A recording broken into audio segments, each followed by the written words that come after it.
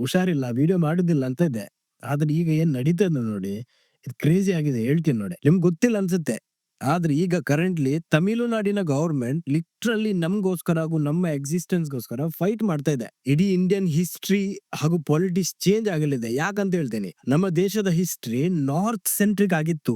North Indians ಹೇಳ್ತಾ ಇದ್ರು ನಾವೇ ಮೇನ್, ನಮ್ಮದೇ ಮೇನ್, ನಮ್ದೇ ಸಿವಿಲೈಸೇಷನ್ ಓಲ್ಡೆಸ್ಟ್, ನಮ್ಮ ಭಾಷೆನೇ ಮೈನ್, ಬ್ಲಾ ಬ್ಲಾ ಬ್ಲಾ ಈ ತರ ಎಲ್ಲ ಹೇಳ್ತಾ ಇದ್ರು. ಆಮೇಲೆ ತಮಿಳುನಾಡಿನ ಕೀಲಡಿಯಲ್ಲಿ ಒಂದು ಓಲ್ಡೆಸ್ಟ್ ಏನ್ಷಿಯಂಟ್ ದ್ರಾವಿಡಿಯನ್ ಸಿವಿಲೈಸೇಷನ್ ಒಂದು ಸೈಟ್ ಸಿಕ್ತು. ಇಲ್ಲಿ ASI ಅಂದ್ರೆ archaeological survey of India excavation ಮಾಡೋದಕ್ಕೆ ಸ್ಟಾರ್ಟ್ ಮಾಡಿದ್ರು. ಇದು ಡೆಲ್ಲಿಯಿಂದ ಆಪರೇಟ್ ಆಗೋದು ಬೈದುವೆ. ಇಲ್ಲಿ ಎಕ್ಸ್ಕವೇಷನ್ ಮಾಡಿದಾಗ ಅವರಿಗೆ ಕೆಲವು ಅಮೇಸಿಂಗ್ ಆರ್ಟಿಫ್ಯಾಕ್ಟ್ಸ್ ಎಲ್ಲ ಸಿಗೋಕ್ ಸ್ಟಾರ್ಟ್ ಆಯ್ತು.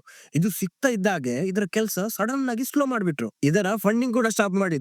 ಇವೆಂಚುಯಲಿ ಇದ್ರ ಏನ್ ಆರ್ಕಿಯಾಲಜಿಸ್ಟ್ ಇದ್ರು ಮೇನ್, ಅವರನ್ನೆಲ್ಲ ಟ್ರಾನ್ಸ್ಫರ್ ಮಾಡಿದ್ರು. ಅಂದ್ರೆ ಅವರಿಂದ ಇಲ್ಲಿ ಎಕ್ಸ್ಕವೇಷನ್ ಸ್ಟಾಪ್ ಮಾಡೋದಕ್ಕೆ ಏನೆಲ್ಲ ಮಾಡೋದಕ್ಕೆ ಸಾಧ್ಯ ಇದೆ ಅದನ್ನೆಲ್ಲ ಮಾಡಿದ್ರು. ಅವ್ರು ಯಾಕೆ ಮಾಡಿದ್ದು ಗೊತ್ತಿದೆ? ಬಿಕಾಸ್ ಹಿಸ್ಟ್ರಿ ಹಾಗೂ ಸೈನ್ಸ್ ನಮ್ಮ ಫೇವರ್ ಅಲ್ಲಿ. ಈ ವಿಷಯ ತಮಿಳುನಾಡು ಗವರ್ಮೆಂಟ್ ಗೂ ಗೊತ್ತಾಯ್ತು. ಇದನ್ನು ಅರಿತಲ್ಲಿನ ಗವರ್ಮೆಂಟ್ ಏನ್ ಮಾಡಿತ್ತಂದ್ರೆ ಈ ಎಕ್ಸ್ಕವೇಷನ್ ಟೇಕ್ ಓವರ್ ಮಾಡಿ ಅವರೇ ಫಂಡಿಂಗ್ ಮಾಡಿ ಕೆಲಸ ಮತ್ತೆ ಶುರು ಮಾಡಿದ್ರು. ಆಲ್ಸೋ ASI ನ ಒಬ್ರು ಲೀಡಿಂಗ್ ಆರ್ಕಿಯಾಲಜಿಸ್ಟ್ ಅಮರನಾಥ್ ರಾಮಕೃಷ್ಣನ್ ಅವರು ಈ ಆರ್ಕಿಯಾಲಜಿಕಲ್ ಸೈಟ್ ಅಲ್ಲಿ ಸ್ಟಡಿ ಮಾಡಿ ಸೈಂಟಿಫಿಕ್ ಎವಿಡೆನ್ಸ್ ಜೊತೆ 982 ಪೇಜ್ ನ ಒಂದು ರಿಪೋರ್ಟ್ ಅನ್ನು ASI ಗೆ ಸಬ್ಮಿಟ್ ಮಾಡಿದ್ರು. ಈ ರಿಪೋರ್ಟ್ ಅಕಸ್ಮಾತ್ ASI ಪಬ್ಲಿಷ್ ಮಾಡಿದ್ದಿದ್ರೆ ಲಿಟ್ರಲಿ ದೇಶದಲ್ಲಿ ಯಾರು ನಮ್ಮ ಮೇಲೆ ಹಿಂದಿಯನ್ನು ಫೋರ್ಸ್ ಮಾಡೋ ಹಾಗೆ ಇರ್ಲಿಲ್ಲ. ಇನ್ ರಿಟರ್ನ್ ಅವರೇ ನಮ್ಮ ಭಾಷೆ ಕಲಿಬೇಕಿತ್ತು. ಯಾಕಂದ್ರೆ ರಿಪೋರ್ಟ್ ಅಲ್ಲಿ ದ್ರಾವಿಡಿಯನ್ ಕಲ್ಚರ್ ಅಂದ್ರೆ ನಮ್ಮ ಕಲ್ಚರ್ ಏನಿದೆ ಇದು ಓಲ್ಡೆಸ್ಟ್ ಹಾಗೂ ಇದೇ ಭಾರತದ ಆಕ್ಚುಯಲ್ ಕಲ್ಚರ್ ಅಂತ ಪ್ರೂವ್ ಆಗ್ತಾ ಇತ್ತು. ಬೇರೆ ನಾರ್ತ್ ಇಂಡಿಯನ್ಸ್ ಏನಿದೆ ಅದೆಲ್ಲ ಹೊರಗಿಂದ ಬಂದದ್ದು ಅಂತ. ಈ ವಿಷಯ ASI ಗೊತ್ತಾಯ್ತು. ಗೊತ್ತಿದೆ ASI ಏನ್ ಮಾಡಿತ್ತಂತ. ಈ ರಿಪೋರ್ಟ್ ಅನ್ನು ರಿಜೆಕ್ಟ್ ಮಾಡಿ ಅಮರನಾಥ್ ಅವ್ರಿಗೆ ಹೇಳಿದ್ರು ನಿಮ್ಮ ರಿಪೋರ್ಟ್ ಅಲ್ಲಿ ನೀವು ತಿದ್ದಬೇಕು ಅಂತ.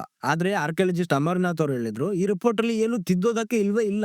ಯಾಕಂದ್ರೆ ಈ ಕಂಪ್ಲೀಟ್ ಸ್ಟಡಿ ಹಾಗೂ ಎಕ್ಸ್ಕವೇಷನ್ ಪ್ರಾಪರ್ ಸೈಂಟಿಫಿಕ್ ಮೆಥಡ್ ನೊಂದಿಗೆ ಮಾಡಿರೋದು, ಹಾಗೂ ನಿಮ್ಗೆ ಆಕ್ಚುಯಲ್ ಸೈಂಟಿಫಿಕ್ ಎವಿಡೆನ್ಸ್ ಅನ್ನು ನಾವು ಕೊಟ್ಟಿದ್ದೀವಿ, ಇದ್ರಲ್ಲಿ ನಾನು ಏನು ತಿದ್ದೋದಿಲ್ಲ ಅಂತಾರೆ. ಆದ್ರೆ ASI ಏನ್ ಮಾಡ್ತಾ ಇದೆ, ಇದನ್ನು ಪಬ್ಲಿಷ್ ಮಾಡ್ತಾ ಇಲ್ಲ. ಈ ವಿಷಯದಲ್ಲಿ ಈಗ ಫೈಟ್ ನಡೀತಾ ಇದೆ, ತಮಿಳ್ ಗವರ್ಮೆಂಟ್ ವರ್ಸಸ್ ಸೆಂಟರ್. ಆದ್ರೆ ಈ ಫೈಟ್ ಅನ್ನು ಬರೀ ತಮಿಳ್ನಾಡು ಗವರ್ಮೆಂಟ್ ಮಾಡೋದಕ್ಕೆ ಸಾಧ್ಯ ಇಲ್ಲ. ದ್ರಾವಿಡನ್ ಆಗಿರೋ ನಾವು ಕನ್ನಡಿಗರು, ಮಲಯಾಳೀಸ್, ತೆಲುಗುಸ್, ತುಳುವಾಸ್ ಎಲ್ಲರೂ ಸೇರಿ ಇದನ್ನು ಫೈಟ್ ಮಾಡ್ಬೇಕು. ಯಾಕಂದ್ರೆ ಇದು ನಮ್ಮ ಅಸ್ತಿತ್ವದ ಮೇಲೆ ಸವಾಲು. ಅದಲ್ಲದೆ ನಮ್ಗೆ ನಮ್ಮ ಆಕ್ಚುಯಲ್ ಹಿಸ್ಟ್ರಿ ಗೊತ್ತಾಗಬೇಕಾದ್ರೆ ಇದೊಂದು ಮೇನ್ ಆರ್ಕಿಯಾಲಜಿಕಲ್ ಸೈಟ್ ಆಗಿದೆ. ಇದು ತಮಿಳ್ನಾಡಿನಲ್ಲಿ ಸಿಕ್ಕಿದೆ. ಹಾಗಾದ್ರೆ ಬರೀ ತಮಿಳಿಯನ್ ಅಂತ ಅನ್ಕೋಬೇಡಿ, ಇದು ಪ್ರತಿಯೊಂದು ದ್ರಾವಿಡಿಯನ್ಗೆ ಇಂಪಾರ್ಟೆಂಟ್ ಆಗಿದೆ. ಇದು ತುಂಬಾ ಎಕ್ಸೈಟಿಂಗ್ ವಿಷಯ. ಆದ್ರೆ ಗೊತ್ತಿಲ್ಲ ಯಾಕೆ ಜನರು ಹೆಚ್ಚು ಇದ್ರ ಬಗ್ಗೆ ಮಾತಾಡ್ತಾ ಇಲ್ಲ ಅಂತ. ಇದರಲ್ಲಿ ಯಾಕೆ ಪೊಲಿಟಿಕ್ಸ್ ಮಾಡ್ತಾ ಇದ್ದಾರೆ, ಯಾಕೆ ನಾರ್ತ್ ವರ್ಸಸ್ ಸೌತ್ ಅಂತ ಮಾಡ್ತಾ ಇದ್ದಾರೆ, ಇದು ಆಕ್ಚುಯಲ್ ಹಿಸ್ಟ್ರಿ ಗೊತ್ತಾಗ್ಲಿ ಅಲ್ವಾ ಜನರಿಗೆ. ಪ್ಲೀಸ್ ಈ ವಿಡಿಯೋನು ಶೇರ್ ಮಾಡಿ, ಆದಷ್ಟು ಜನರಿಗೆ ಗೊತ್ತಾಗ್ಲಿ ಈ ವಿಷಯ. ಒಗ್ಗಟ್ಟಿನಲ್ಲಿ ಬಲ ಇದೆ ಅಂತ ಹೇಳ್ಕೊಂಡು ಈ ವಿಡಿಯೋ ಇಲ್ಲಿ ಎಂಡ್ ಮಾಡ್ತಾ ಇದ್ದೀನಿ. ಜೈ ಕರ್ನಾಟಕ.